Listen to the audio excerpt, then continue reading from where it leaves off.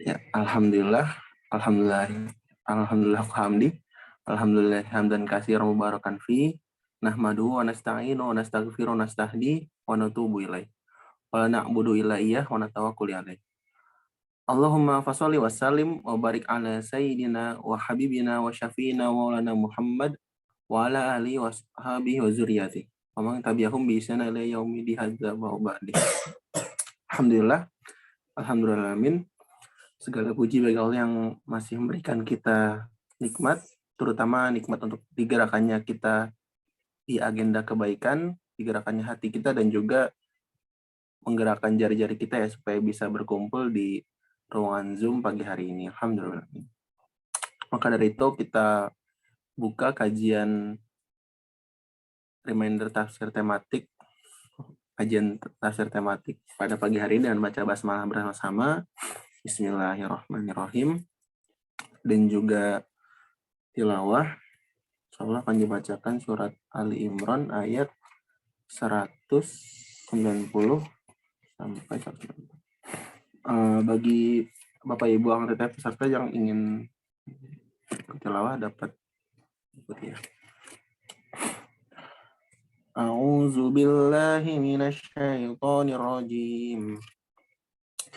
Inna fi khalqis samawati wal ardi wa ikhtilafil laili wan nahari la ayatil liulil albab allazina yadhkuruna Allaha qiyaman wa qu'udan wa 'ala junubihim wa yatafakkaruna fi khalqis samawati wal ardi Rabbana ma khalaqta hadza batila subhanaka faqina azaban nar. Rabbana innaka man tudkhilin nar faqad akhzaita wa ma lizzalimina min ansar. Rabbana innana sami'na munadiyan yunadi lil imani an aminu bi rabbikum fa amanna. Rabbana faghfir lana dzunubana wa kaffir anna sayyi'atina wa tawaffana ma'al abrar. Rabbana wa atina ma wa'adtana ala rusulika wa la tukhzina yawmal qiyamah innaka la tukhliful mi'ad. Sadaqallahul azim. Semoga bisa jadi turunnya ridho dan keberkahan pada kita pagi hari ini. Ya, insya Allah masih dalam fikih ikhtilaf, membahas episode kedua ya. Ikhtilaf ada berbeda pendapat bersama Ustadz Babang Ridho LC, membahas tentang keterangan legalitas istilah ulama.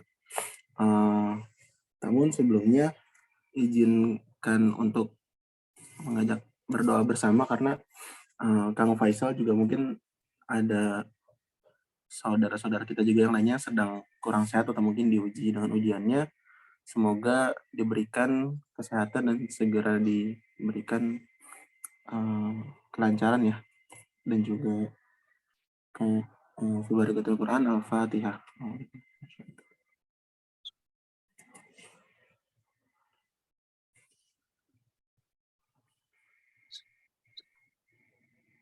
Amin amin ya rabbal alamin. Ya, alhamdulillah sudah hadir bersama kita Ustadz Bambang Ridho. Gimana Ustadz kabarnya Ustadz? Alhamdulillah. Suaranya jelas ya? Di saya sih jelas Ustadz. Mungkin nanti buat serta bisa di kolom chat ya. Juga jelas. Pagi hari ini sudah ada Prof. Reni yang sebagai Direktur DPU juga sudah hadir bersama kita. Bagaimana Prof kabarnya? Alhamdulillah sehat. Assalamualaikum warahmatullahi wabarakatuh. Waalaikumsalam warahmatullahi wabarakatuh. Jazakallah Ustadz sudah mau berbagi ilmunya pada kami. Sama-sama Prof. Ya, insya Allah melanjutkan kemarin tentang sejarah ya Ustadz ya kemarin ya? Iya. Episode kedua. kedua, maka waktu dan tempat dipersilakan. Baik, sebelumnya saya izin share screen dulu ya.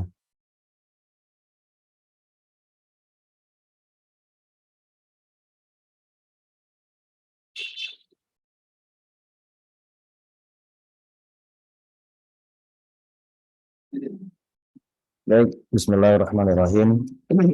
Assalamualaikum warahmatullahi wabarakatuh. Alhamdulillah, wassalatu wassalamu ala rasulillah, wa la hawla wa la quwata illa billahil aliyil azim.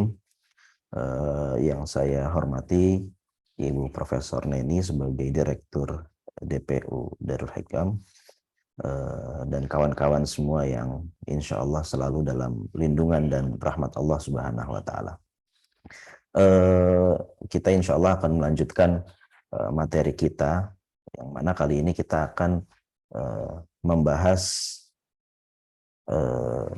keterangan legalitas ikhtilaf ulama berdasarkan Al-Quran dan As-Sunnah, dan juga keterangan para ulama. Saya mau mulai terlebih dahulu pada masalah fenomena ikhtilaf. Artinya begini, hari ini kalau kita melihat manusia lah ya, kita melihat manusia, atau lebih khususnya tentu lebih spesifiknya adalah kaum muslimin gitu. Sebenarnya kalau kita bisa petakan, kaum muslimin hari ini sikapnya di depan ikhtilaf, artinya saat mereka dihadapkan dengan ikhtilaf ulama itu seperti apa gitu. Nah ini kalau kita lihat-lihat sikap kaum muslimin di depan atau di hadapan ikhtilaf ulama itu bermacam-macam. Secara garis besar ada yang berusaha mengingkari, secara garis besar juga ada golongan yang memang bisa menerima gitu. Tapi nanti di detail-detailnya ini terbagi-bagi lagi. Ada orang yang mengingkari itu, ya memang dia secara akarnya mengingkari. Bagi dia tidak ada ikhtilaf gitu. Tidak ada ikhtilaf. Ini yang pertama. Kemudian yang kedua, ada sebagian orang yang berusaha mengingkari ikhtilaf untuk tujuan mempersatukan fatwa. Artinya gini, ini ikhtilaf-ikhtilaf yang ada ini harus diselesaikan dengan jalur persatuan fatwa. Jadi setiap amalan, setiap fatwa yang ada itu harus satu saja gitu. Ya tentu niatnya baik gitu, agar kaum muslimin ini bisa bersatu gitu kan. Tapi kan masalahnya, apakah iya gitu ada orang yang berusaha, pernah melakukan usaha itu gitu. Dan nanti kita akan lihat sebenarnya seperti apa sih hakikat ikhtilaf itu kan gitu. Kemudian tadi kita katakan garis besar yang kedua adalah ada sebagian kaum muslimin yang memang bisa menerima ikhtilaf. Tetapi lagi-lagi nanti ada pembagiannya gitu kan. Ada orang yang bisa menerima ikhtilaf, tetapi kemudian dia itu merasa bahwasanya ikhtilaf di antara para ulama itu disebabkan karena kejahilan mereka. Karena mungkin sebenarnya dia, ya kita katakan dia mungkin belum tahu hakikat sebab-sebab ikhtilaf gitu. Jadi dia menerima ikhtilaf, tetapi kemudian dia beranggapan bahwasanya ikhtilaf ulama itu, perbedaan pendapat di antara para ulama terjadi karena kejahilan mereka. Sehingga akhirnya dia merendahkan ulama, tidak menghargai jerih payah usaha para ulama. Ini satu ini. Ini satu. Kemudian ada juga orang yang bisa menerima ikhtilaf, dan tentu dia husnuzon dengan para ulama gitu kan. Dia bisa mengapresiasi usaha para ulama itu bisa menerima ikhtilaf juga gitu. Tapi masalahnya saat dia dihadapkan dalam masalah-masalah yang di sana ada banyak pendapat para ulama, dia bingung. Dia bingung, pilih yang mana ya gitu. Mungkin dia juga rajinlah ikut kajian gitu kan. ikut kajiannya Ustadz A, B, C, D gitu. Dalam kajian-kajian itu dia sampai pada beberapa hal, beberapa masalah, dan di situ dia mendapatkan banyak perspektif, tapi dia bingung. Ini pilih yang mana ini kan gitu. Pilih kata Ustadz A, apa kata Ustadz B, atau kata Ustadz C kan gitu. Ini satu lagi. Yang terakhir, ada orang yang bisa menerima ikhtilaf. Bisa dia menerima ikhtilaf. Dan dia juga mengapresiasi usaha para ulama gitu kan. Tetapi dia ini ya bahasa apa ya, mungkin kita bisa bilang, tapi dia licik lah gitu. Mengapa licik? Karena dari ikhtilaf ulama, dari perbedaan pendapat para ulama ini, kemudian dia malah cari-cari yang gampang deh gitu. Jadi dia di setiap masalah terus dia temukan ada perbedaan pendapat para ulama di situ, dia cari yang gampang-gampang. Atau kalau dalam bahasa usul fikihnya adalah tatabu'ur rukhas. Tatabu'ur rukhas. Artinya ngambil yang gampang-gampang gitu. Tatabu'ur rukhas kan gitu, ambil yang rukhsah-rukhsahnya yang gampang-gampang gitu kan. Walaupun sebenarnya istilah tersebut bagi Profesor Hatim Al-Auni, penulis buku Ikhtilaful Muftin yang menjadi rujukan kajian kita pada hari ini, beliau lebih suka menggunakan istilah namanya tatabu'ul hawa. Tatabu'ul hawa. Karena gini, karena menurut beliau sebenarnya kalau dilihat-lihat orang itu enggak cuman ada yang pengennya ikut yang gampang-gampang, enggak. Menurut beliau ada orang yang pengennya ikut yang susah-susah gitu. Itu ada menurut beliau tuh. Dan sebenarnya memang ada, kalau kita lihat ada sebagian kaum muslimin yang sukanya itu ikut yang susah-susah itu ada gitu. Makanya sehingga beliau lebih suka menggunakan istilah tatabu'ul hawa, ikut-ikut hawa nafsu. Jadi ada orang yang hawa nafsunya itu pengennya yang gampang-gampang, ada yang hawa nafsunya pengen ikut yang susah-susah. Maka menurut beliau istilah yang lebih tepat sebenarnya tatabu'ul hawa, bukan tatabu'ur khos. Tapi it's okay lah. Jadi itulah peta manusia atau kaum muslimin di hadapan atau di depan ikhtilaf para ulama, di depan perbedaan pendapat para ulama. Nah, ini peta-peta ini yang akan kita berusaha untuk menjelaskan seperti apa sebenarnya perspektif yang benarnya gitu, yang idealnya seperti apa. Kan macam-macam itu penyakitnya kan tadi yang kita katakan gitu kan. Nah, ini kita akan bedah satu persatu atau kita obati satu persatu penyakit-penyakit tersebut dalam tema-tema yang akan kita pelajari hari ini maupun pelajaran atau tema-tema yang akan datang kan gitu. Kalau tadi kan ada yang perspektifnya itu ada yang tidak bisa menghargai perbedaan pendapat para ulama, dalam arti dia itu menganggap perbedaan pendapat para ulama itu disebabkan kejahilan para ulama. Itu kan karena dia nggak tahu sebab ikhtilafnya apa gitu. Nah, ini insya Allah akan kita bahas dalam tema yang akan datang minggu depan. Kita akan bahas sebab-sebab ikhtilaf ulama. Nanti yang orang bingung kalau di depan ikhtilaf ulama itu bingung, itu ntar kita kasih tahu gitu kan cara memilihnya seperti apa gitu. Ada kiat-kiatnya. Begitu juga orang yang sukanya ikut yang gampang-gampang gitu kan. Itu juga nanti ada tema yang paling akhir kalau tidak salah, kiat-kiat memilih pendapat para ulama dengan disiplin gitu. Jadi sebenarnya ada disiplinnya gitu. Tidak serta-merta secara serampangan kita memilih pendapat ulama apabila terjadi ikhtilaf di antara mereka. Oke. Nah, hari ini kita akan berbicara tentang keterangan legalitas ikhtilaf ulama. Artinya sejak awal kita sudah garis bawahi bahwasanya ikhtilaf ulama itu perbedaan pendapat para ulama. Tentu saat kita berbicara perbedaan pendapat para ulama, kita sebenarnya kita garis besarkan dalam perbedaan pendapat para ulama dalam urusan fikih. Ya, dalam urusan fikih itu secara garis besarnya gitu ya. Atau yang paling kita garis bawahi lah gitu. Nah, ikhtilaf ulama itu sejak awal kita katakan legal. Atau bahasa Arabnya adalah masyru'. Saya menerjemahkannya dengan legal gitu. Legal itu paling tinggi itu mandub atau dianjurkan, tetapi paling rendah itu mubah. Tapi kita katakan mubah lah. Artinya ikhtilaf ulama itu hukumnya mubah. Ikhtilaf ulama itu hukumnya mubah. Tapi bagaimana keterangannya kan gitu? Keterangan tentang bahwasanya ikhtilaf ulama itu adalah mubah itu seperti apa? Apalagi kalau kita kemudian melihat dalil-dalil dalam Al-Quran, dalam As-Sunnah, kemudian juga kita lihat dari ijma, kemudian dari keterangan para ulama seperti apa. Nah ini insya Allah akan kita bahas pada pertemuan kita pada hari ini. Baik. Adapun dalil-dalil legalitas ikhtilaf ulama adalah sebagai berikut. Yang pertama, bahwasanya ikhtilaf itu adalah fitrah. Ikhtilaf itu adalah fitrah.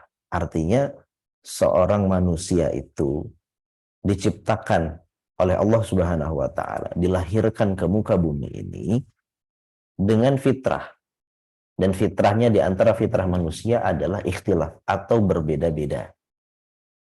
Dan bahkan kalau kita lihat ikhtilaf perbedaan yang terjadi antara manusia itu bukan hanya dalam urusan-urusan agama gitu ya.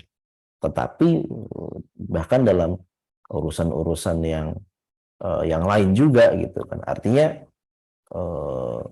saya mungkin berkulit coklat, ada yang berkulit putih kan gitu. Itu udah berbeda itu. Kemudian ada yang rambutnya ikal, ada yang rambutnya lurus, itu sudah berbeda juga.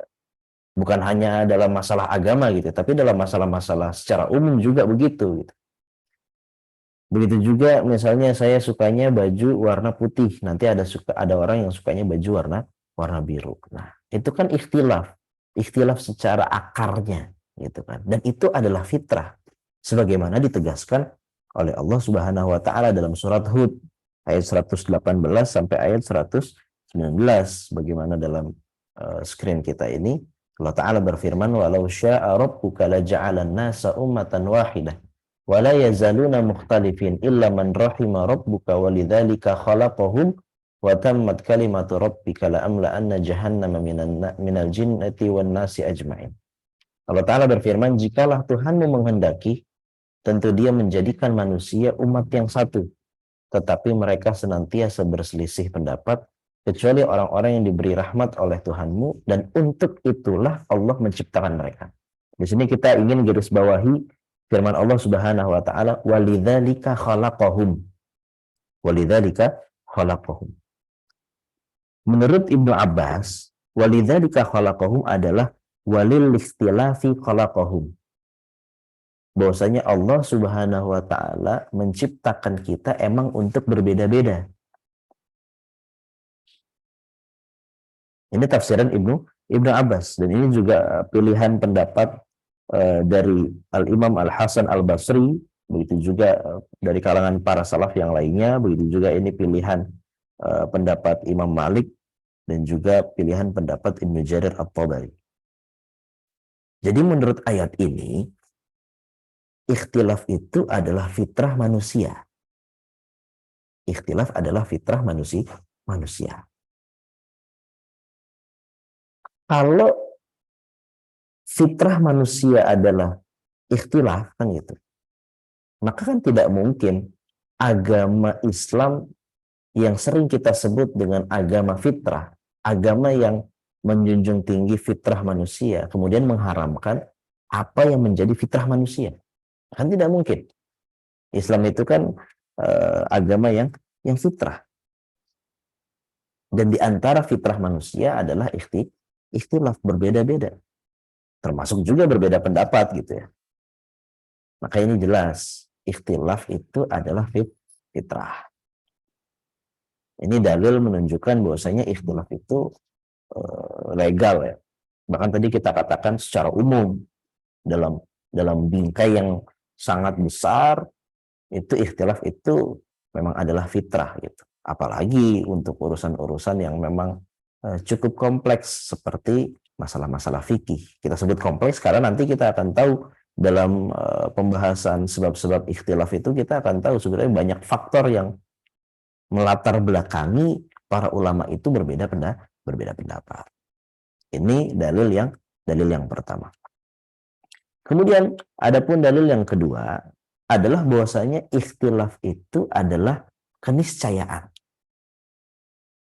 Ikhtilaf itu adalah keniscayaan. Dalam Al-Quran, dalam surat Al-An'am ayat 35, Allah Ta'ala berfirman, "Wa in kana kabura 'alaika i'raduhum, fa in istata'ta an tabtaghiya nafaqan fil ard aw sulaman fis sama' fata'tiyahum bi ayah, walau sya'allahu jama'ahum 'alal huda fala takunanna minal jahilin." Dan jika perpalingan mereka darimu, ini jadi ayat ini tuh nasihat dari Allah Subhanahu wa taala secara khusus kepada Nabi Muhammad. Tapi tentu pelajarannya juga berlaku untuk kita gitu kan. Ini kan Allah mengatakan, dan jika perpalingan mereka darimu wahai Muhammad terasa amat berat bagimu. Jadi kan saat Rasulullah, ya tentu kita mengetahui lah, Rasulullah Shallallahu Alaihi Wasallam itu kan berdakwah menemui tantangan, menemui terjal gitu. Bahkan sejak pertama kali Rasulullah Shallallahu Alaihi Wasallam didatangi oleh malaikat Jibril di Gua Hira kan gitu. Kemudian bersama Khadijah mereka datang kepada Waraqah bin Naufal gitu kan, mencari tahu mencari tahu tentang sebenarnya apa sih yang terjadi, peristiwa yang terjadi di Gua Hira itu apa tafsirannya kan gitu. Rasulullah kan ingin tahu itu, dan Khadijah juga ingin tahu itu. Waraqah bin Naufal kan kemudian mengatakan kan, laitani kuntu jaza'an idh yukhrijuka qaumuk. Wahai Muhammad, seandainya saja aku masih dalam keadaan muda saat nanti kaummu, orang-orang yang engkau dakwahi, engkau seru itu mengusirmu gitu. Hingga Rasulullah kemudian heran gitu kan, awamukhrijihum gitu, apakah mereka akan mengusirku wahai Waraqah gitu kan. Kemudian Waraqah mengatakan kan, tidak ada satu orang pun yang datang dengan membawa risalah kecuali pasti dia akan dimusuhi. Kan itu kata Waraqah sejak awal seperti itu kan. Rasulullah SAW itu kan tidak pernah belajar Alkitab, tidak pernah belajar dari pendeta dan lain-lain. Artinya Rasulullah itu tidak tahu tentang kisah-kisah para nabi sebelumnya gitu kan. Nanti beliau akan tahu dalam penjelasan Allah dalam Al-Quran itu kan diceritakan kisah-kisah para nabi, itu kan baru dijelaskan di situ. Dari awal beliau belum tahu gitu. Sementara Waraqah bin Naufal mengetahuinya karena dia membaca Alkitab kan gitu. Nah, kemudian disinilah nasihat Allah Subhanahu wa taala kepada Nabi Muhammad saat Nabi Muhammad mendapatkan tantangan, mendapatkan penolakan, mendapatkan orang-orang yang berpaling dari seruan beliau kan gitu. Maka di sini Allah kemudian menasihatkan, dan jika perpalingan mereka, ya, orang-orang yang engkau seru, mereka berpaling darimu wahai Muhammad, dan itu terasa berat bagimu wahai Muhammad, maka gini aja, jika kamu dapat membuat lubang di bumi atau tangga ke langit, lalu kamu dapat mendatangkan mukjizat kepada mereka, buatlah. Kalau Allah menghendaki, tentu saja Allah menjadikan mereka semua dalam petunjuk. Sebab itu janganlah sekali-kali kamu termasuk orang-orang yang jahil. Artinya Allah itu ingin mengatakan begini kepada Nabi Muhammad. Wahai Muhammad, kalau perpalingan orang-orang yang engkau seru itu membuatmu merasa berat, merasa sesat, maka artinya kalau engkau memang ingin semua orang itu mengikutimu, dan itu mustahil. Nah, itu pesan dari Allah itu sebenarnya seperti itu. Kalau engkau pengen semua orang itu menerima ajakanmu, menerima seruanmu, itu mustahil. Tapi kalau engkau memang masih ingin berusaha untuk harus semua orang itu ikut dengan seruanmu, gitu kan? Berarti kan engkau ingin mengusahakan sesuatu yang mustahil, kan gitu. Artinya di sini Allah Subhanahu wa taala memerintahkan Nabi Muhammad SAW untuk bisa menerima perbedaan yang memang perbedaan ini adalah perbedaan yang paling bahaya. yaitu adalah perbedaan secara akidah, kan gitu. Makanya kan artinya Rasulullah diperintahkan oleh Allah untuk menerima, untuk lapang menerima orang-orang yang memang tidak mau menerima seruan Rasulullah atau menjemput seruan Rasulullah, artinya tetap di atas kekufuran, kan. Bahkan di sini kemudian Allah mengatakan fala takunanna minal jahilin, dan janganlah sekali-kali kamu termasuk orang-orang yang jahil. Jangan kamu itu berusaha untuk melakukan sesuatu yang mustahil, yang mana sesuatu yang mustahil itu adalah mengharapkan semua orang menerima ajakanmu, menerima gagasanmu, gitu kan. Itu sesuatu yang mustahil. Kalau kamu mengusahakan itu, kamu adalah orang yang jahil, kan gitu. Karena itu tidak mungkin. Ya memang mungkin bagi Allah Subhanahu wa taala, kan gitu. Makanya Allah mengatakan walau sya'allahu la jama'ahum 'alal huda. Tapi kan Allah tidak berkehendak itu, gitu kan. Ini juga termasuk apa namanya?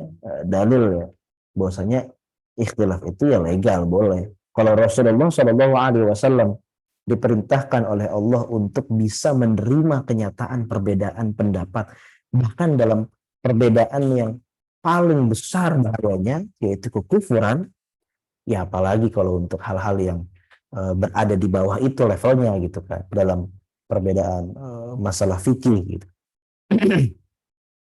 Ini dalil yang kedua. Ini dalil yang kedua. Kemudian selanjutnya, dalil yang selanjutnya adalah teks-teks syariat yang menunjukkan bolehnya ikhtilaf dengan diperbolehkannya ijtihad dan qiyas. Kita mengetahui dalam agama kita itu ada diperbolehkannya ijtihad. Diperbolehkan ijtihad dalam agama kita.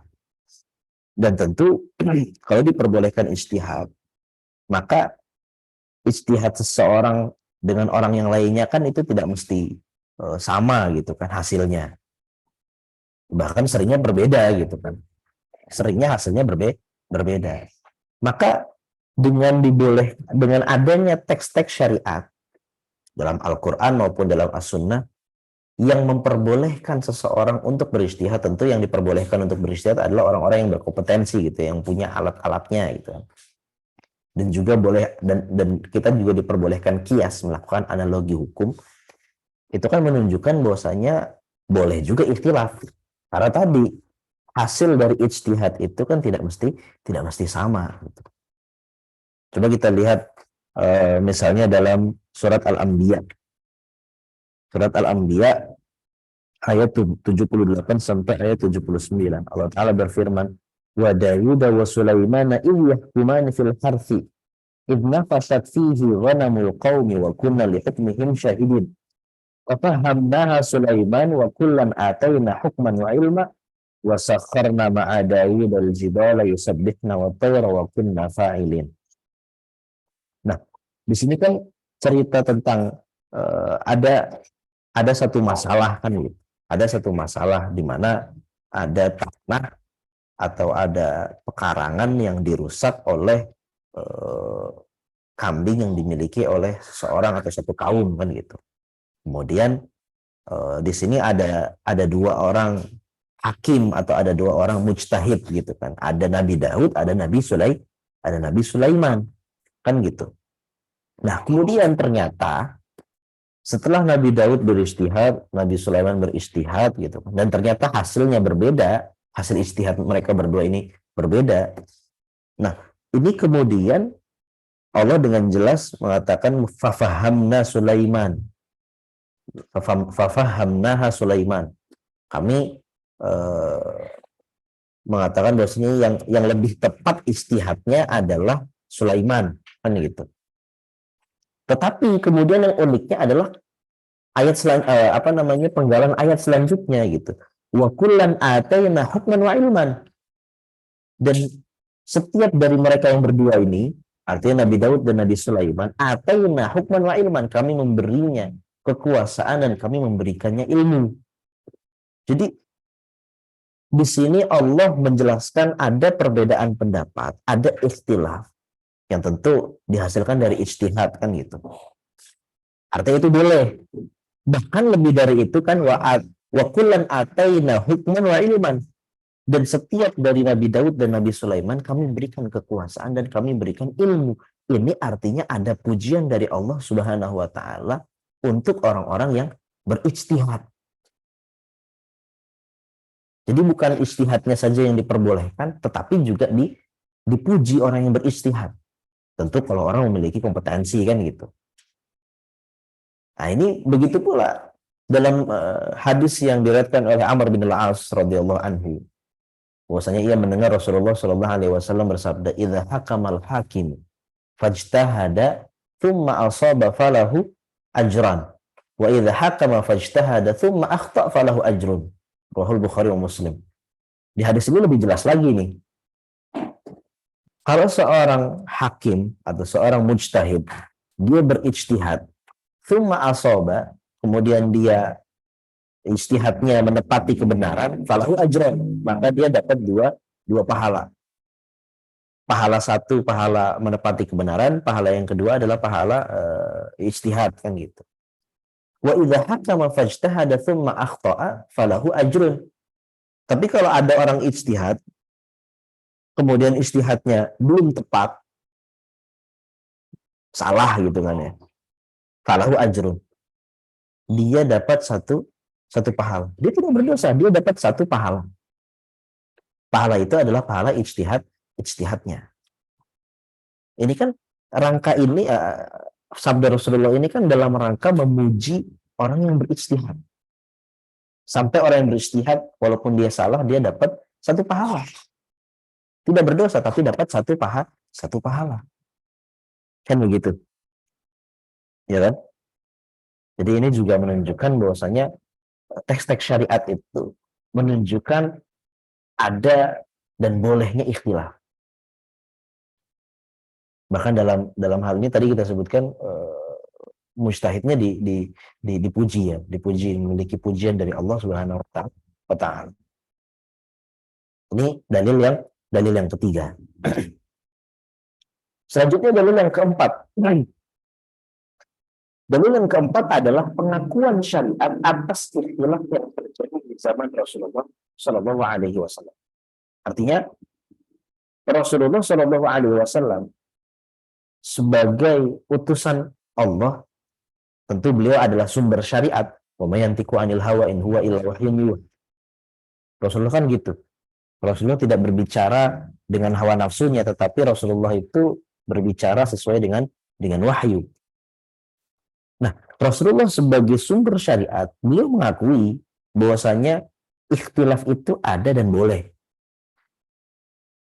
Apa contohnya? Dalam hadis Bani Quraidah, ini sebenarnya hadis yang sangat populer ya untuk dijadikan permisalan, dijadikan contoh dalam dalam masalah ikhtilaf ini.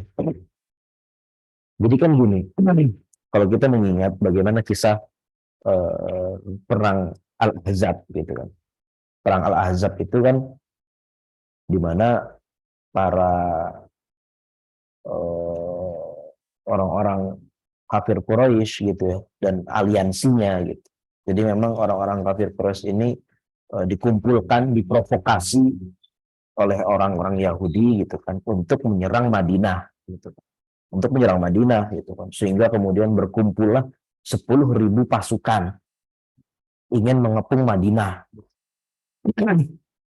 Sehingga kemudian Rasulullah SAW singkat cerita lah setelah bermusyawarah dengan beberapa sahabat itu Rasulullah mengambil usulan dari Salman Al-Farisi. Salman Al-Farisi kan waktu itu mengatakan kita kalau di Persia dulu kalau lagi keadaan seperti ini kita bikin parit Rasulullah, bikin khandak.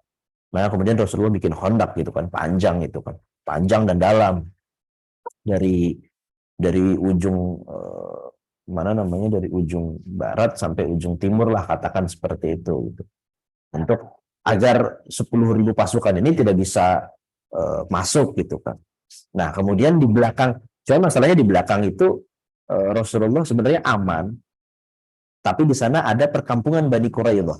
Jadi Bani Quraidah itu ini jadi makanya Rasulullah SAW kemudian kan ngomong kepada Bani Quraidah, kalian masih di atas perjanjian nggak sama kita, bahwasanya kalian harus melindungi Madinah kalau Madinah diserang kan gitu. Mereka mengatakannya kan iya gitu.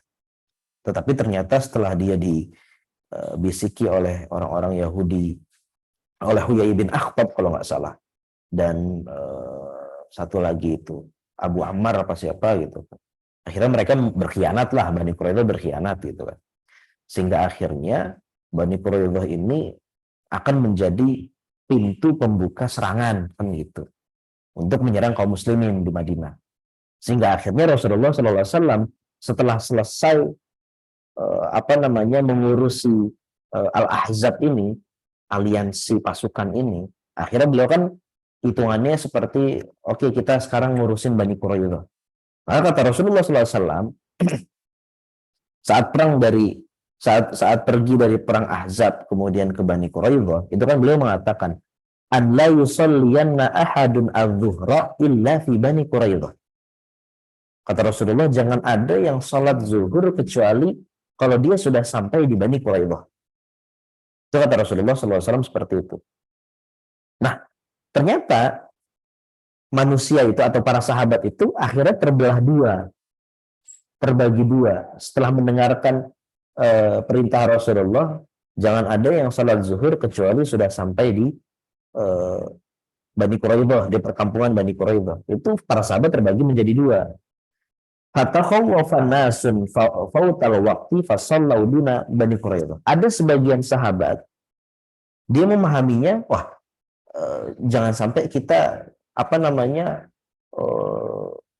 habis waktu zuhur gitu kan, tapi kita belum sholat. Akhirnya mereka ada yang sholat terlebih dahulu sekalipun belum sampai Bani Quraidah gitu, karena mereka takut, ntar gimana kalau waktu zuhurnya sudah habis gitu kan, sholat dulu lah kita sebelum sebelum luput waktu, sebelum habis waktu zuhur gitu, sholat dulu gitu, walaupun belum sampai Bani Quraidah. Tetapi yang lainnya mengatakan, wa qala akharun la nusalli illa haitsu amarana Rasulullah sallallahu alaihi wasallam wa in fatana al-waqtu.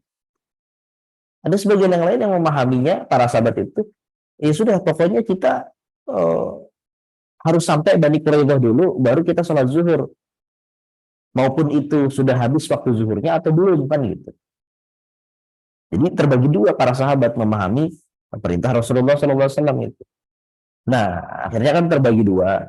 Tetapi saat sampai di Bani Quraidah, maka kemudian diceritakanlah tentang adanya perbedaan memahami perintah Rasulullah SAW itu. Abdullah bin Umar sebagai periwayat hadis ini mengatakan apa?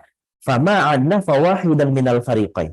Rasulullah SAW setelah mendengar adanya perbedaan pendapat di antara para sahabat dalam memahami perintah beliau ini, fama anna fawahidan minal fariqain. Rasulullah SAW tidak menyalahkan satu orang pun dari dua kelompok ini. Jadi nggak ada yang disalahkan oleh Rasulullah. Artinya kalau Rasulullah tidak menyalahkan, beliau mengakui, menyetujui.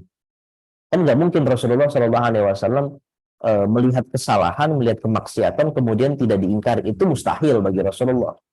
Karena beliau adalah sumber syariat. Maka ini dalil jelas bahwasanya Rasulullah itu mengakui, menyetujui adanya ikhtilaf. Walaupun di zaman Rasulullah ya.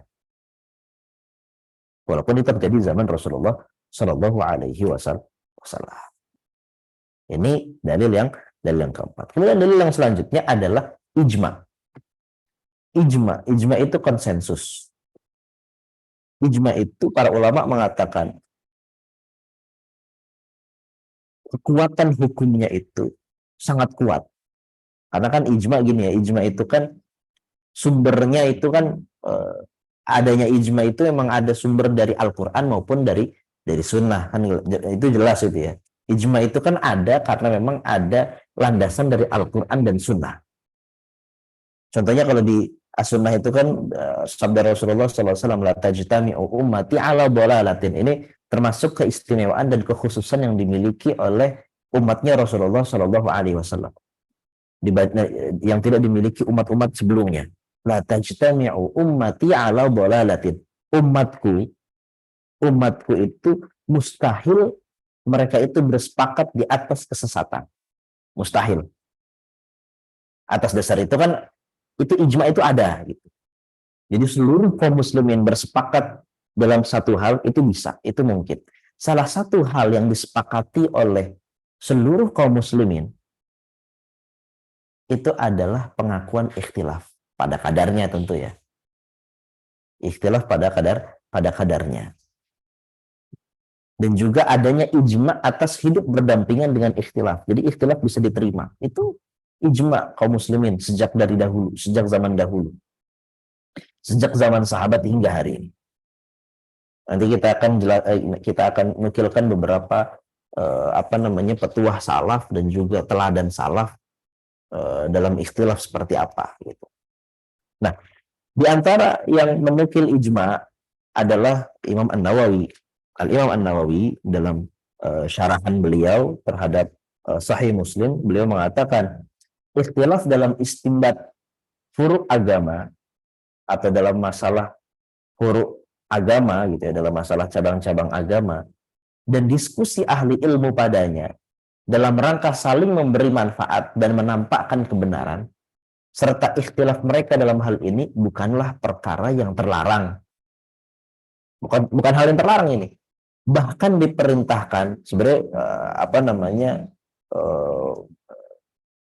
maksudnya diperintahkan di sini ini makmurun gitu ya. Makmurun di sini sebenarnya lebih tepatnya bukan diperintahkan tetapi diperbolehkanlah gitu.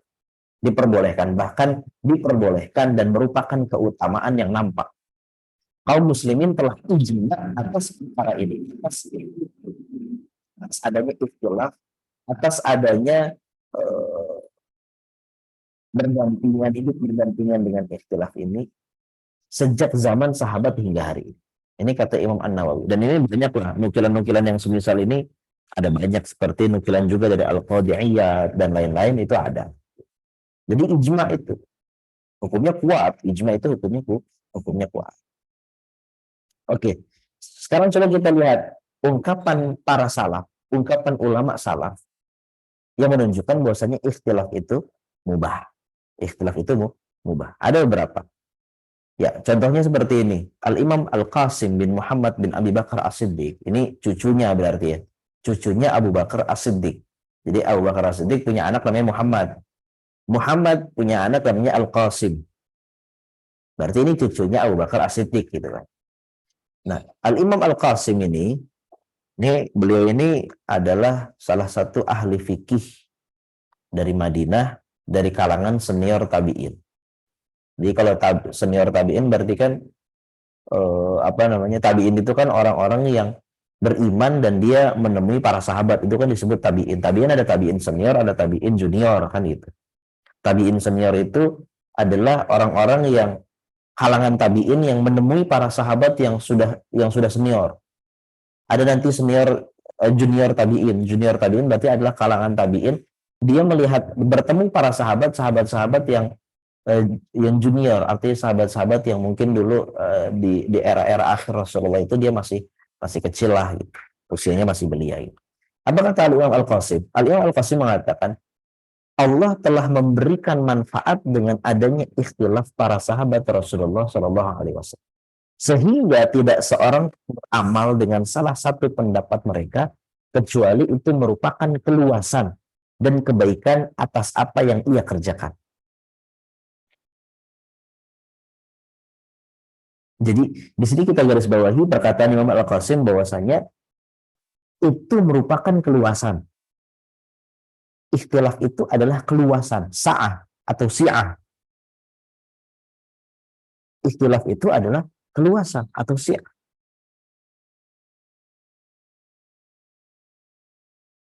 Bahkan kalau kita nukilkan yang lain ya, Umar bin Abdul Aziz. Umar bin Abdul Aziz jelas. Sebagian ulama mengatakan Umar bin Abdul Aziz itu termasuk dari Al-Khulafa Ar-Rasyidin. Kan gitu. Umar bin Abdul Aziz, itu kan Umar bin Abdul Aziz ini kan bukan hanya seorang penguasa ya. Dia juga seorang ulama, seorang yang zuhud, seorang, ya Masya Allah lah gitu. Apa kata Umar bin Abdul Aziz tentang ikhtilaf para sahabat? Umar bin Abdul Aziz mengatakan, ma'uhibbu li bistilafihim humran na'am. Aku mencintai, menyukai ikhtilafnya para sahabat sebagaimana aku menyukai unta merah. Unta merah itu kan unta yang harganya paling mahal lah, paling top lah. Ya hari ini mobil apa yang bisa kita sebut mobil yang paling mahal? Ferrari, apalagi Porsche, apalagi. Ya seperti itulah yang harganya mungkin bisa M, bisa T lah gitu. Itu Umar bin Abdul Aziz mengatakan, aku menyukai ikhtilaf para sahabat sebagaimana aku menyukai unta merah. Ini ungkapan para salaf gitu. Nah, coba kita lihat lagi. Talhah bin Musarrif. Talhah bin Musarrif. Talhah bin Musarrif ini seorang pakar Al-Quran, seorang ahli fikih, seorang ahli hadis, gitu ya. Talhah bin Musarrif yang disebutkan di hadapannya kalimat ikhtilaf ulama gitu. Ikhtilafal ulama gitu. Ulama berbeda pendapat. Talhah akan mengatakan begini. La taqulu al-ikhtilaf walakin qulu as-sa'ah. Jangan sebut ragam-ragam perbedaan, ragam-ragam pendapat para ulama itu jangan disebut sebagai ikhtilaf, jangan. Tapi sebutlah dengan as-sa'ah, dengan keluasan. Itu kata Talhah bin Musarrif. Tapi lagi-lagi ya, kita harus ingat. Kita sifatkan ikhtilaf itu sebagai as-sa'ah atau as-si'ah atau sebagai keluasan. Itu bukan berarti nanti kemudian orang, ya terserah orang ada ikhtilaf ulama kok, kita terserah memilih yang mana aja. Karena ini kan keluasan. Enggak kan? Tidak demikian. Adanya ikhtilaf ulama bukan alasan seseorang bisa mengikuti yang mana saja dengan tanpa ada disiplinnya. Pokoknya yang enak bagi dia yang mana saja diikuti. Tidak seperti itu. Tapi yang kita ingin garis bawahi di sini adalah ikhtilaf ulama itu adalah keluasan. Sehingga orang kalau mengikutinya, tentu kalau dia mengikutinya dengan disiplin gitu, kalau ikut yang mana aja, itu ya boleh. Boleh. Nggak ada masalah. Itu keluasan. Artinya nggak boleh dipersempit, itu nggak boleh. Lu harus ikut pendapat seperti pendapat gua. Itu nggak seperti itu. Tidak seperti itu. Nah, satu lagi, saya nukilkan satu lagi. Imam Ahmad bin Hambal. Imam Ahmad bin Hambal pernah suatu kali didatangi oleh muridnya. Muridnya namanya Ishaq bin Buhlul. Ishaq bin Buhlul Al-Anbari. Muridnya Imam Ahmad ini, Ishaq bin Buhlul ini, dia bawa sebuah buku yang dia susun kepada Imam Ahmad, yang mana bukunya itu dihimpun perkataan pendapat para ahli fikih yang beragam. Artinya ikhtilaf ulama nih yang dihimpun. Jadi dia menghimpun dalam satu buku ikhtilaf ulama gitu ya. Dalam satu masalah, dua masalah, dan masalah-masalah yang lain. Kemudian Ishaq bin Buhlul ini menamakan buku tersebut, menamakan buku yang dia himpun itu dengan judulnya Kitabul Ikhtilaf. Kitabul Ikhtilaf. Kitab tentang ikhtilaf ulama. Dia datang kepada Imam Ahmad. Syekh, saya habis bikin buku baru. Coba tanggapannya, koreksiannya seperti apa gitu.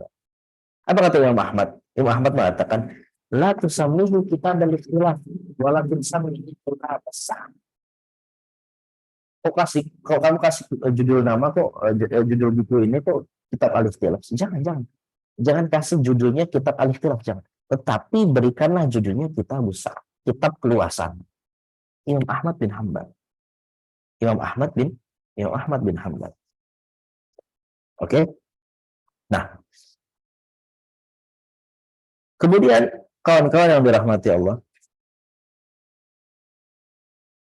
kita ingin melihat juga bagaimana teladan salaf dalam cakap berinteraksi dengan ikhtilaf. Jadi sebenarnya ada satu kisah yang bagus untuk kita hayati. Dan kisah tersebut mengandung bagaimana para ulama salaf, terutama para sahabat itu, mereka itu menerima ikhtilaf dan cakap dalam berinteraksi di hadapan ikhtilaf. Bisa menerima ikhtilaf dengan baik, bisa berinteraksi, bisa legowo lah gitu. Walaupun mungkin perbedaan pendapatnya sangat meruncing gitu kan. Nah, ini adalah cerita tentang Abu Dzar Al-Ghifari. Jadi Abu Dzar Al-Ghifari itu kan di akhir hayatnya itu kan beliau pindah ke kota namanya Ar-Rabadah.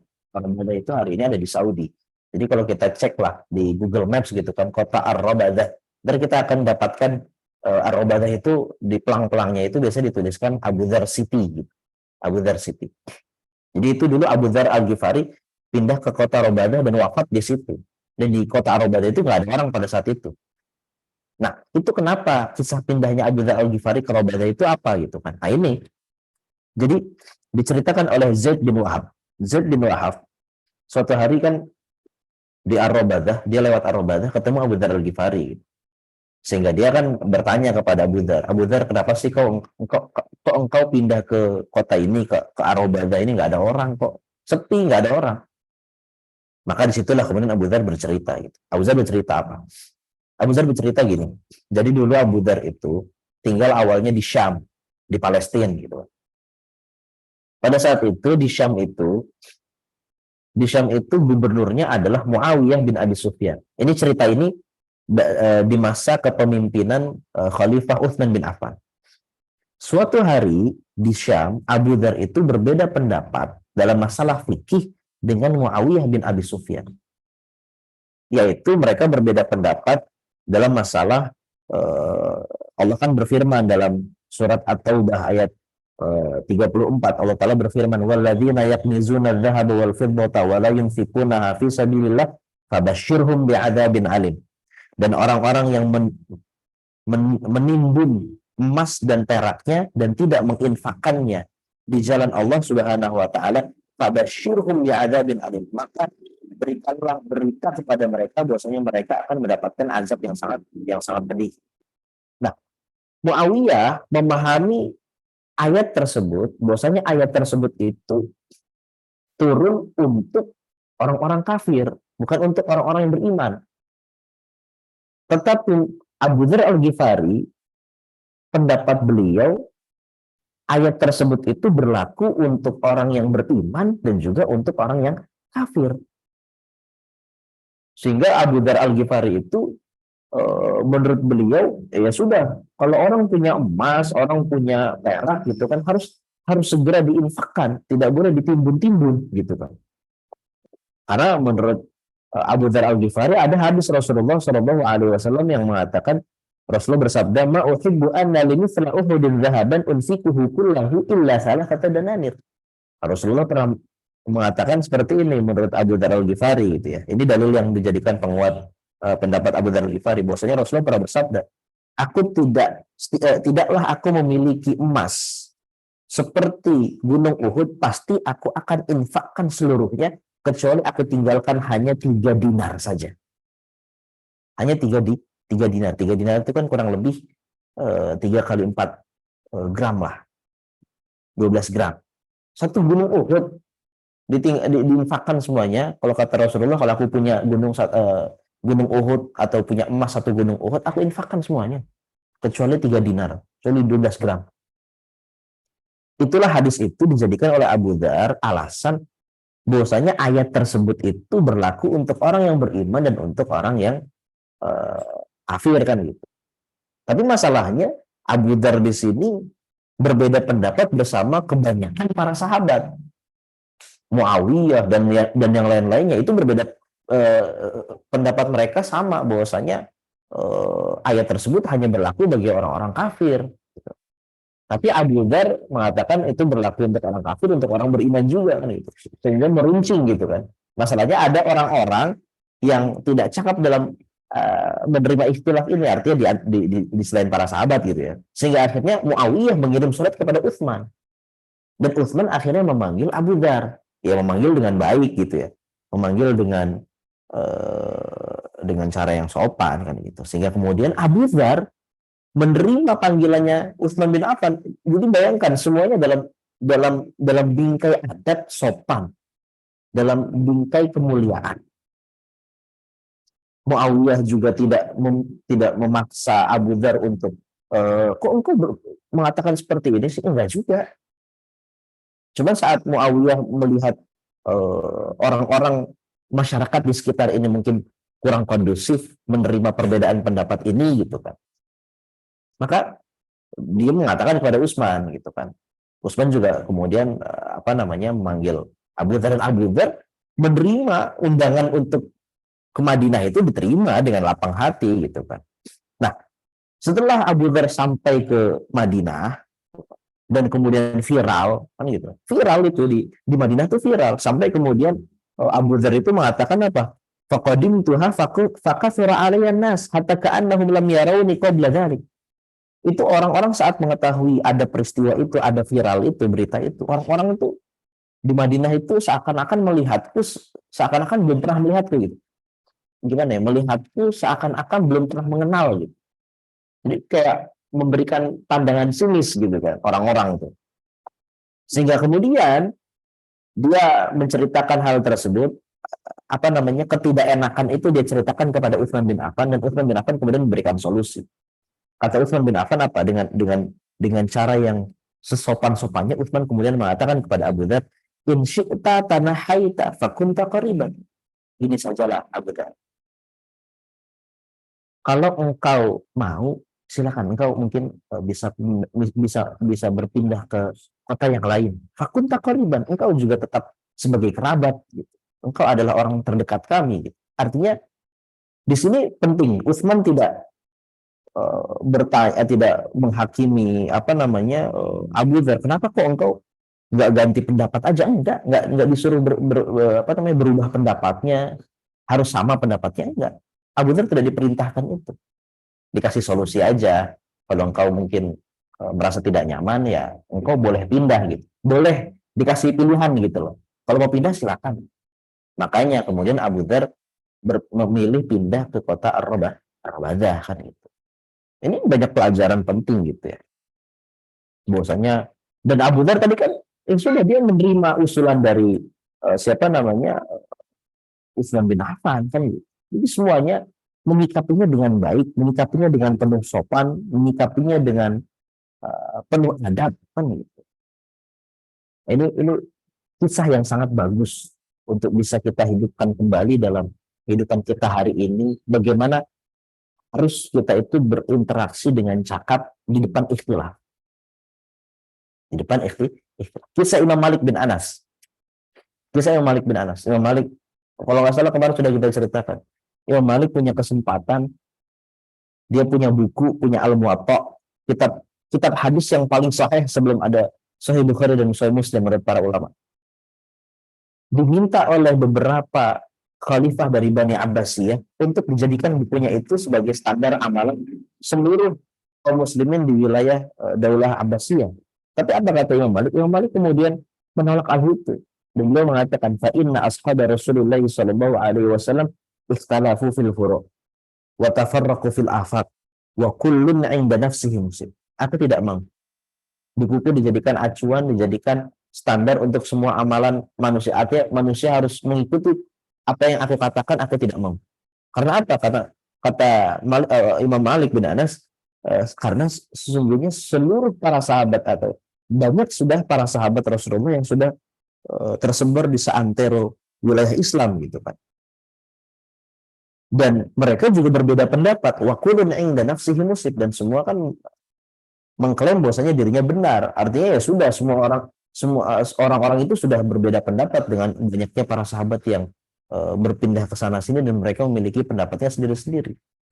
Beliau tidak mau kemudian bukunya dijadikan penyeragaman amalan, penyeragaman pendapat, itu beliau tidak mau. Ini Imam Malik sedang mengajarkan kepada kita bagaimana kita bisa menerima perbedaan pendapat. Begitu juga salaf juga, para ulama juga sejak dahulu mengajarkan para manusia untuk bisa menerima ikhtilaf. Contohnya adalah Al-Imam Al-Auza'i. Al-Imam Al-Auza'i pernah suatu kali ditanya tentang masalah memulai salam untuk orang kafir. Jadi kan ada satu masalah fikih, yaitu boleh nggak sih kita memulai salam untuk orang kafir gitu. Ada orang kafir gitu kan, terus kita mulai salam kepada mereka gitu, Assalamualaikum, boleh nggak sih gitu? Atau tidak boleh kan gitu. Apa kata Imam Auza'i saat ditanya tentang masalah itu? Beliau mengatakan, jika engkau memulai salam maka hal ini telah dilakukan orang-orang soleh sebelummu. Jika engkau tidak memulai salam, orang-orang soleh sebelummu juga ada yang mengerjakan demikian. Jadi nggak masalah ikut pendapat yang ini, ada contohnya dari kalangan ulama, dari kalangan para sahabat. Ikut yang pendapat yang ini juga sudah ada contohnya dari kalangan para sahabat, para ulama salaf. Ini pelajaran penting dari Imam Al-Auza'i. Baik, yang terakhir. Bagian terakhir. Nah, setelah kita tadi jelaskan ya, kita terangkan bahwasanya ikhtilaf itu hukumnya mubah. Maka artinya apa? Konsekuensinya apa? Setelah kita mengatakan bahwasanya ikhtilaf itu hukumnya mubah. Nah, ini ada 3 konsekuensi. Yang pertama adalah tidak boleh mengingkari asal ikhtilaf atau akar ikhtilaf. Tidak boleh mengingkari akar ikhtilaf. Karena apa yang diperbolehkan oleh syariat tidak boleh diingkari, namun wajib diakui dan diterima. Jadi akar ikhtilaf itu tidak boleh diingkari. Oke, nanti kita akan berbicara lah, ikhtilaf itu banyak level-levelnya gitu kan. Ada yang dihukumi mubah, ada yang dihukumi haram gitu ya. Tapi akar ikhtilaf itu boleh, tidak boleh diingkari. Akar ikhtilaf itu diakui syariat dan tidak boleh diingkari. Karena dia hukumnya mubah. Nasi hukumnya, makan nasi hukumnya mubah, boleh. Tidak boleh diingkari. Tiba-tiba orang mengingkari, kok kamu makan nasi sih kan gitu. Itu nggak boleh, kan mubah gitu. Wajib diakui dan diterima. Baru yang kedua, apa yang diperbolehkan oleh syariat tentu tidak menyebabkan kerusakan yang harus dicegah. Ini kaidah asalnya ya. Yang diperbolehkan syariat jelas tentu tidak menyebabkan kerusakan yang harus dicegah selama tidak melampaui batas. Kan gitu. Ya sama kayak makan nasi gitu kan. Makan nasi itu pada asalnya tidak menyebabkan kerusakan selama tidak melampaui batas. Maka tidak boleh pula seseorang berpersepsi dalam pikirannya atau mempersepsikan kepada orang lain atau membrainwash orang lain bahwasanya seluruh ikhtilaf adalah keburukan yang harus dilenyapkan. Tidak boleh seperti itu. Dan yang terakhir, jika sesuatu yang mubah menyebabkan kerusakan, okelah, terkadang sesuatu yang mubah itu menyebabkan kerusakan. Mungkin ikhtilaf bisa menyebabkan kerusakan gitu kan. Atau makan nasi bisa menyebabkan kerusakan gitu kan. Maka tentu sebabnya, ini harus kita perhatikan, maka tentu sebabnya adalah pelampauan batas dan berbagai faktor eksternal. Jadi masalahnya bukan di akar ikhtilafnya, bukan pada asal hukumnya gitu kan. Tetapi yang menjadi masalah adalah ada pelampauan batas atau karena ada faktor eksternal. Maka yang perlu dilenyapkan adalah faktor eksternalnya gitu. Ikhtilaf itu boleh-boleh saja. Kalau ternyata ikhtilaf itu dan ikhtilaf tidak menyebabkan kerusakan pada asalnya gitu kan. Tapi kalau ternyata ada ikhtilaf terus kemudian diakhiri mengakibatkan kerusakan,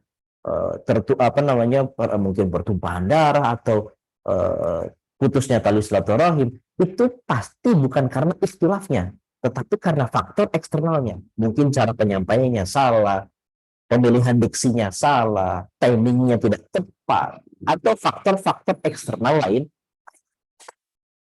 Oke, kawan-kawan yang dirahmati Allah, kira-kira sekian pemaparan tema kita pada hari ini. Mudah-mudahan bermanfaat. Saya kembalikan lagi kepada Mas Fadil. Kalau ada pertanyaan, dipersilakan. Ya, alhamdulillah, masya Allah. Jazakallah khairan pada Ustadz Bambang yang sudah menjelaskan ya bahwa sesungguhnya ikhtilaf itu juga sebuah fitrah manusia dan mubah bentuknya, juga cara menyikapinya ya sangat boleh berbeda asalkan punya sumber yang sesuai. Nah, enggak, akan kita yang ingin bertanya dipersilahkan. Ini ada Prof Neni. Mangga Prof.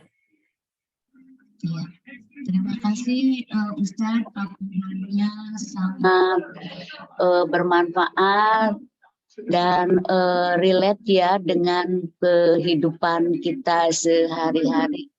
Ini Masya Allah ya, kita semakin yakin dengan kesempurnaan ajaran Islam. Islam itu mengatur semua aspek kehidupan, dari mulai makan, masuk WC, tidur, termasuk dalam masalah perbedaan pendapat. Perbedaan pendapat atau ikhtilaf ini bukan saja dalam masalah tadi huruf agama ya, atau masalah ibadah, termasuk dalam masalah muamalah ya, dan dalam kehidupan kita sehari-hari berpolitik dan lain sebagainya. Ya kalau kita kembali ke Islam, rasanya semua masalah bisa diselesaikan, Ustadz ya. Kalau ke agama ya, Ustadz tadi saya baru ini bahwa ikhtilaf itu fitrah ternyata ya. Kirain ikhtilaf teh penyakit ya, tapi ternyata justru fitrah ya, karena mungkin kembali ke Al-Quran surat Al-Hujurat kalau tidak salah, bahwa manusia itu diciptakan berbeda-beda ya. Iya, benar. Jadi mungkin pemikiran kita juga berbeda-beda, sehingga dengan fitrah itu adalah maka ikhtilaf itu keniscayaan. Dan yang tidak boleh ketika tadi ini peringatan Allah kepada Nabi Muhammad ya. Karena pada dasarnya kalau Allah mau itu ya udah semuanya dibikin sama aja, kan bisa ya Ustadz ya. Benar, Prof. Tapi justru dengan ikhtilaf ini nanti bisa menjadikan ujian, bisa menjadikan kita supaya memiliki daya kritis gitu ya. Tapi juga kita kembali ke adab gitu ya. Tidak boleh jahil, waduh itu menampar banget ya. Tidak boleh jahil, berbohong, berdusta, merendahkan orang lain gitu ya ketika terjadi ini. Bahkan tadi Masya Allah Ustadz contoh-contohnya yang dipaparkan, terus terang saya baru dengar ini Ustadz, karena baru ngajinya juga. Nah ini begitu bagaimana para ini ulama ya Ustadz ya, yang tadi paparkan itu yang ilmunya sudah tinggi, sudah dalam begitu kan, tapi mereka ya dengan memahami Islam dengan adab yang baik begitu, sehingga mereka menghargai perbedaan. Bahkan tadi kalau tidak salah siapa Ustadz, Imam Uzai atau Al-Auza'i. Al-Auza'i ya, tidak boleh ada penyeragaman amal gitu. Ini dalam amal pun tidak boleh seragam katanya ya. Boleh saja kita berbeda pendapat, kemudian memiliki hak suara, tidak arogan, merasa paling benar dan lain sebagainya. Dan kemudian tadi ya, ini terus terang buat saya ini sesuatu yang baru Ustadz, karena sekarang kan banyak sekali ya perbedaan pendapat, mohon maaf para ulama pun gitu ya, bahkan kadang-kadang belum dalam kapasitas sebagai ulama begitu ya, tapi memaksakan kehendak gitu ya, ingin semuanya sama, bahkan dengan argumentasi, tidak menghargai keilmuan orang lain gitu. Jadi panjang ya. Jadi banyak pertanyaannya. Nah Ustadz, ini tapi tadi ya bagus yang secara prinsip tadi yang terakhir ya, dalam hal apa atau indikator atau panduan apa ikhtilaf ini diminimalisir mungkin ya, atau apa Ustadz? Mungkin tadi agak kurang penjelasan. Pokok yang terakhir itu Ustadz,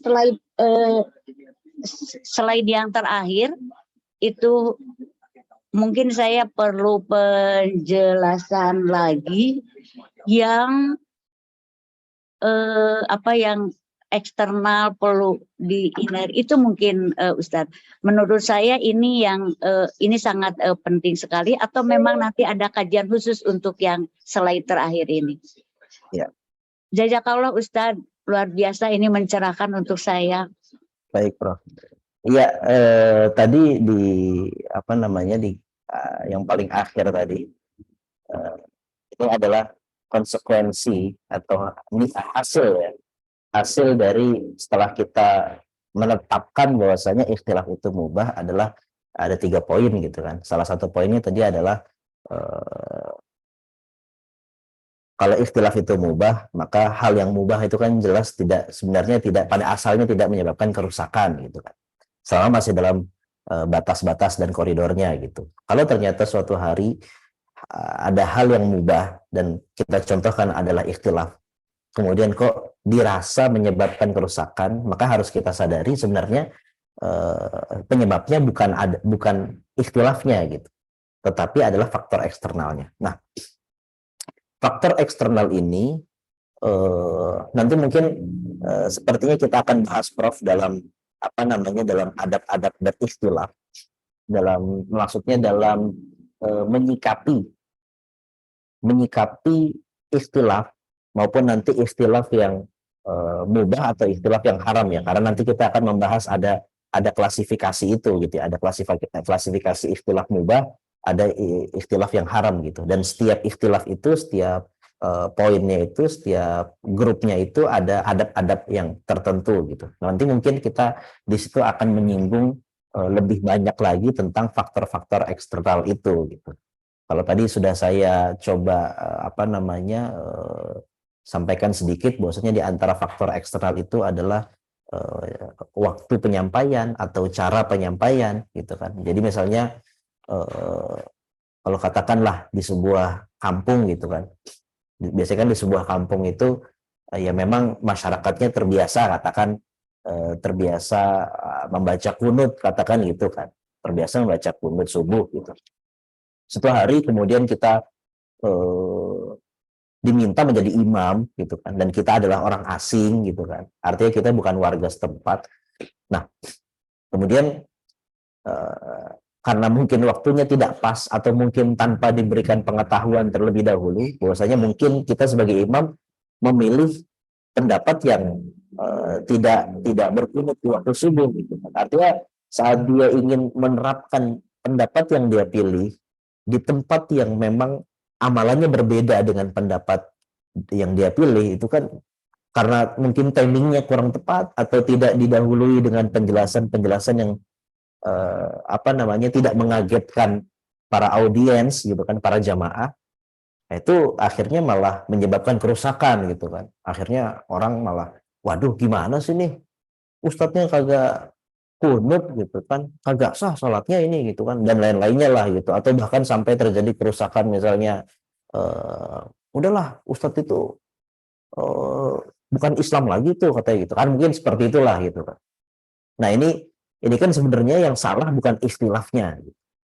Ikhtilafnya itu boleh, orang memilih kunut subuh atau tidak memilih kunut subuh itu kan sah-sah saja gitu. Tetapi yang kemudian malah menjadi menyebabkan kerusakan itu faktor eksternalnya, dan faktor eksternalnya ini bisa jadi kan waktu yang kurang tepat, mungkin tadi waktu kurang tepat atau caranya kurang tepat, tidak dimulai dengan pemberitahuan, tidak tidak diedukasi dulu, atau mungkin memang nanti masalah-masalah itu malah kembali kepada para audiensnya gitu, karena mereka tidak cakap atau nanti serampangan dalam mengingkarinya gitu kan, bahkan sampai merendahkan kehormatan. Ini faktor-faktor eksternal yang sebenarnya itulah yang harus dilenyapkan, harus dihindari, harus semaksimal mungkin untuk diminimalisir, karena sebenarnya istilahnya itu mubah. Apalagi di zaman ini ya, di zaman kemudahan mengakses informasi, kita melihat atau kita mencari satu hukum masalah lah di Google, di YouTube, wah itu udah nggak karuan, kita bisa mendapatkan berbagai macam perspektif gitu kan. Bahkan kan uniknya hari ini kita bisa mendapatkan informasi-informasi hukum-hukum agama itu kan dari website-website yang selama ini kita ketahui dia bukan website agama gitu kan. Dari website apa yang memang mungkin mereka ya copywriter gitu ya, kopas gitu kan. Ya kurang lebih seperti itu, Prof. Wallahu a'lam. Jadi mungkin Ustadz yang dimaksud dengan faktor eksternal itu di luar akar masalah atau di luar ya di luar akar, di luar istilahnya. Oh iya. Mungkin jadi tadi termasuk cara, waktu, Cara, ya waktu, mungkin benar, metode begitu ya. Oh iya. Ya. benar, Bro. Allah Ustaz. Baik, Bro. Sama-sama, Bro. Alhamdulillah. Jadi baik lagi Ustaz ya. Ikhtilaf ini mubah ya. Kita sepakati bersama-sama.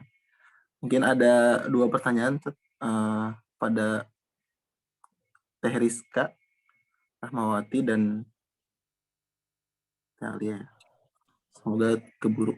Mungkin bisa menyampaikan pertanyaannya dulu berdua ini. Maka Ya, bismillahirrahmanirrahim. Assalamualaikum Ustadz. Ya. Saya izin bertanya, ini masih sedikit bingung sebetulnya. Tadi ada statement kalau adanya ikhtilaf dari ulama itu tidak menyebabkan kita itu menjadi seenaknya ya untuk mengikuti setiap pendapat.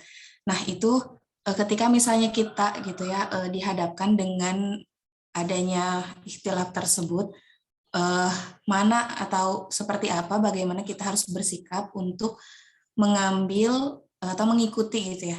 Yang mana nih yang perlu kita ikuti itu. Nah, itu saya masih sedikit bingung. Mohon penjelasannya lebih dalam. Terima kasih, Ustaz. Ya. Siap. Lanjut ke Teh Alia. Boleh. Terima kasih. Bismillahirrahmanirrahim.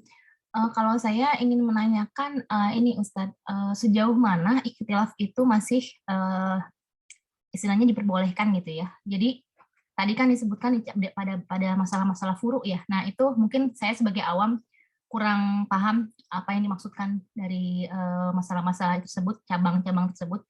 Dan hanya ingin menyampaikan bahwa menurut saya setelah mengikuti kajian ini, justru ikhtilaf itu memudahkan dalam hal aplikasi, Ustadz ya, dalam hal aplikasi syariat gitu bagi orang-orang yang memiliki kondisi yang berbeda-beda gitu ya. Jadi saya paham apa yang dijelaskan Ustadz bahwa yang tadi disebutkan juga oleh para salaf gitu, bahwa ini adalah suatu keleluasaan dari Allah gitu ya untuk mengaplikasikan syariat. Mungkin itu aja pertanyaannya. Jazakallah khair. Baik. Jadi 2 pertanyaan ini akan kita dapatkan jawabannya pada tema-tema yang akan datang. Jadi diharap bersabar, kita cerna dulu materi kita pada hari ini. Ada pertanyaan yang pertama tadi nanti akan kita bahas pada tema yang paling akhir, tema yang ke-7, yaitu kiat-kiat memilih pendapat para ulama gitu ya. Artinya saat kita dapat satu masalah gitu kan, kita menemukan satu masalah, kita pengen tahu hukumnya, terus kita menemukan perbedaan pendapat di antara para ulama dalam masalah itu, mana yang kita pilih kan gitu. Itu ada kiat-kiatnya gitu. Artinya kita nggak boleh serampangan gitu ya. Itu nanti kita akan bahas. Maka saya harap kawan-kawan bisa bersabar terlebih dahulu, kita tarik nafas dulu, kita cerna dulu materi kita, tema kita pada hari ini. Nanti kita insya Allah akan sampai pada tema itu. Karena memang setiap saya membawakan materi ini di beberapa tempat, itu memang agak memang jadi gini, yang tema kita ini ya, tema besar kita ini tentang ikhtilaf, itu yang paling aplikatif itu kan tentang adabnya dan tentang tentang kiat memilih pendapatnya itu. Tapi kita harus membuat fondasi terlebih dahulu tentang ikhtilaf ini gitu. Jadi sebelum kita masuk kepada tema adab bersikap gitu kan, kemudian bagaimana memilih pendapat, kita harus kuat dulu. Kita harus kuat di fondasi. Saat kita sudah kuat di fondasi, kita akan aman. Sebagaimana rumah, sebelum kita menghiasinya gitu kan, mau kita taruh jendelanya di mana nih gitu kan, mau kita kasih ventilasinya di mana gitu, mau kita cat warna apa gitu kan, itu fondasi harus kuat dulu. Nah ini di awal-awal ini, tema-tema awal ini tema-tema fondasi gitu. Jadi kita harus bersabar nih gitu ya. Begitu juga tadi pertanyaan yang kedua tentang sejauh mana atau standarnya apa sebenarnya ikhtilaf itu diperbolehkan gitu kan. Karena nanti kita akan masuk dalam klasifikasi itu. Ada, ya saya spill sedikit lah ya. ikhtilaf itu secara garis besar ada dua. Ada ikhtilaf yang mubah atau biasa disebut ikhtilaf as-sa'i. Ikhtilaf diperbolehkan. Ada ikhtilaf al-muharram. Ikhtilaf yang ghairu sa'i, yang tidak diperbolehkan atau hukumnya haram lah gitu. Nanti bagaimana cara membedakannya, standar-standarnya apa saja, kriterianya apa saja, nanti kita akan pelajari juga kalau nggak salah dalam tema yang keempat. Karena ini kita punya 7 tema ya. Tema yang keempat itu. Kemarin sejarah, hari ini keterangan legalitas ikhtilaf. Pekan depan adalah sebab-sebab ikhtilaf, baru yang keempat, berarti yang keempat adalah klasifikasi ikhtilaf. Baru ntar yang kelima adalah bersikap, bagaimana bersikap bijak di depan ikhtilaf. Ikhtilaf yang mubah ataupun ikhtilaf yang haram. Kemudian nanti yang keenam adalah kriteria ahli fatwa. Kriteria orang yang boleh kita jadikan rujukan dalam berfatwa itu siapa. Baru nanti yang terakhir adalah kiat-kiat memilih pendapat para ulama saat mereka berikhtilaf. Jadi kurang lebih seperti itu, harus bersabar dulu. Jadi kita tarik napas dulu ya. Mudah-mudahan kita akan sampai kepada sana, kepada tema-tema atau pertanyaan-pertanyaan yang tadi ditanyakan. Wallahu a'lam. Iya, siap, Ustaz. Jadi memang perlu bersabar ya. Ini baru 2 ya, baru pertemuan dari 7 pertemuan. Jadi Teh Rizka sama Teh Alia dapat mengikuti sampai akhir nanti untuk mendapat jawaban-jawaban. Ustaz, alhamdulillah. Apa ada lagi yang ingin bertanya? Kolom chat atau raise hand.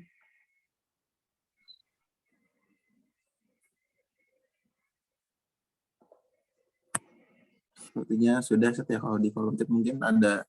Nanti juga PPT-nya akan dibagikan ya, Ustaz ya? Ya.